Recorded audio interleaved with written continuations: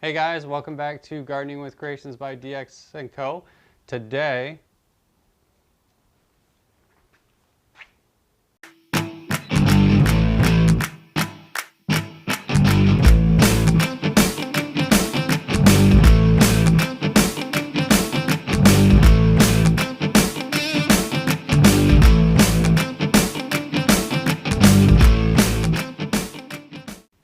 alright, so as I said, we put in that 4-foot wall, then we put in the rest of the wall, had a bit of a high spot in the concrete, a little bit of fighting with that.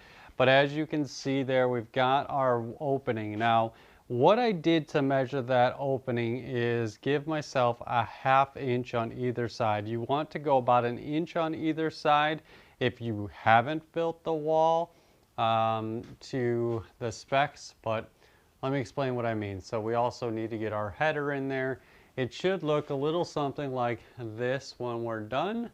So what we have in place right now is our king studs. Don't mind this, needs to be removed and on both sides.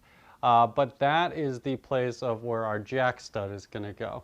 And our jack stud, remember, is going to be this shorter stud here that goes up to our header. So notice that we've got the jack stud, the headers, and that kind of makes the frame. Now, how do we know how big to make this? Well, it's always best to either go with a specific measurement or measure out your door to make sure. So let me show you what I mean by that. So as you can see here, we've got our door. Our door is one that I actually purchased offline. It's an exterior door because we are actually working outside and I want some installation. So this is a steel door. You may be working with just an interior door. The principle is exactly the same, okay? So we want to measure out our actual frame itself. I've got a frame that is 33.5 wide.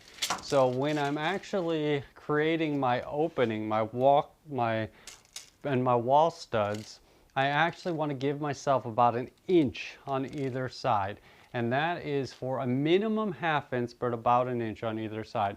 The reason for that is because we actually want to be able to use shims to level things. So I've actually already had this door in place just temporarily because it was in my way.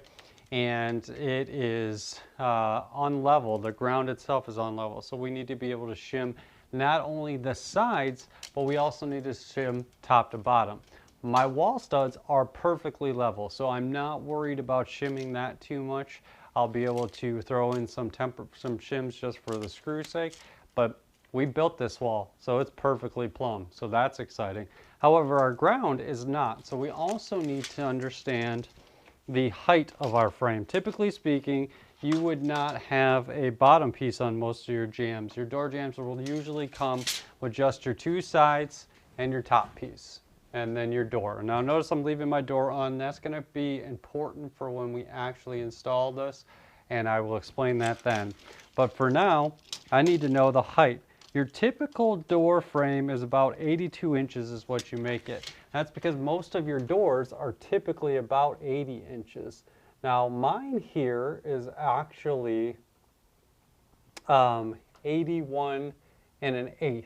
All right, so now that we have our measurement here, we measured ourselves at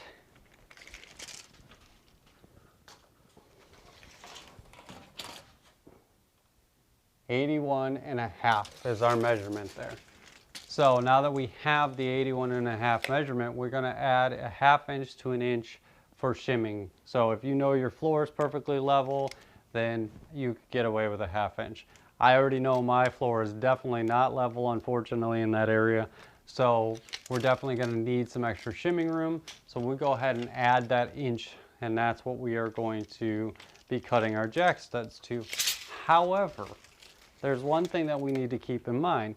We need to actually keep in mind that our door jamb isn't going to go above our base plates. It's actually going to go below our base plates. So if you did, like I showed you in the beginning, only one base plate, then you would subtract 1.5 inches for your base plate.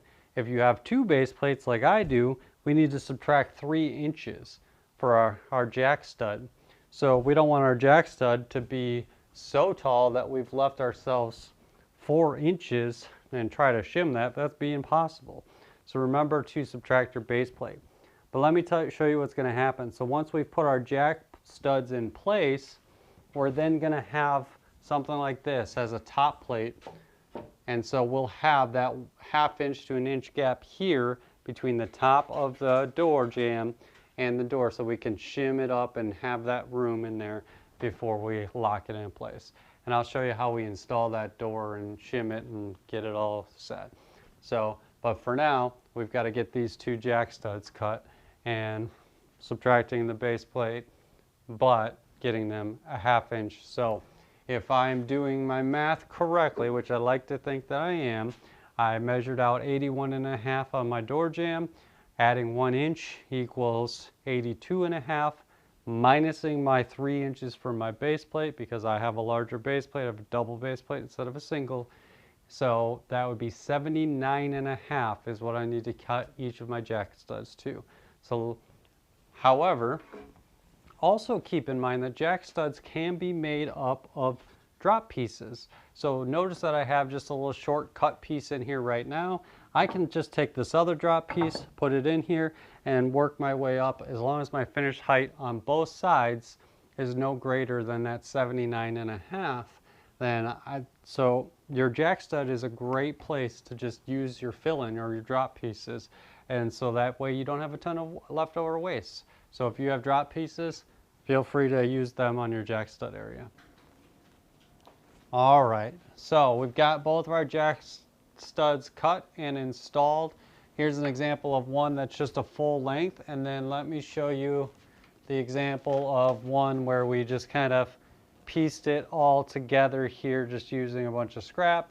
But either way, they both came out to the exact same finished height. So I had enough scrap wood laying around to do this one here on the left, and then this one here is a full one, same height. So now we're going to measure the opening from here to here, and we're going to put in a single 2x4 header right there, and I'll show you that. And then we're going to build our next frame on the inside to make the top of the door opening look similar to that, but not exactly. We're not going to do that 2x6 example there. We're actually going to just double up our 2x4s, and I'll show you. Okay, so now that we've got our top plate on our 2 jack studs here, right? Let me show you. We've got this opening right here. So essentially what we're going to do in this opening here is build another wall. Think of it like that. We're going to have a bottom plate, we're going to have a top plate, and then we're going to have 2 vertical studs, what they call cripple studs. All right, so we're going to have, and 2 outside studs. So basically think of it like we're going to continue our jack studs up, but first we're going to have a bottom plate and a top plate in between. So essentially we're going to build a mini wall inside of this area. So we need to measure our top to bottom, right? Left to right should be the same size as our header piece that we just cut. So we measure, we're going to cut 2 more of these exactly this size, and then that's going to be our top and bottom plate. And then we're going to measure in between here, and we're going to subtract our top and bottom plate, so 1.5 inches, 1.5 inches. So we're going to subtract 3 inches from our inside measurement, and we're going to make a cripple studs. I'm going to do 2 cripple studs. We're going to have 1, 2 for the outside, and then 1, 2 cripple studs. So we need to cut 4 verticals and 2 horizontals and make a mini wall that'll fit right into that space, and we attach it. So let's do that.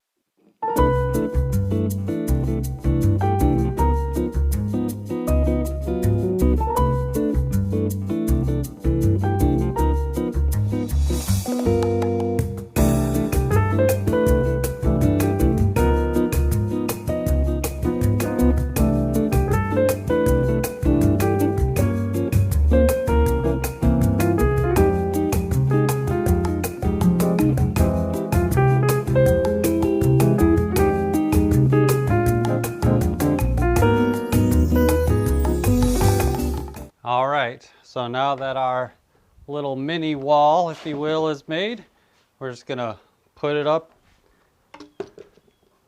in that section.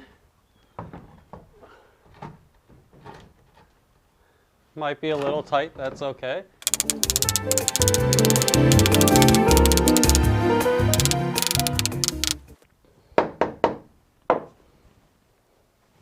Awesome. So right there, nice and snug, and we'll screw it in.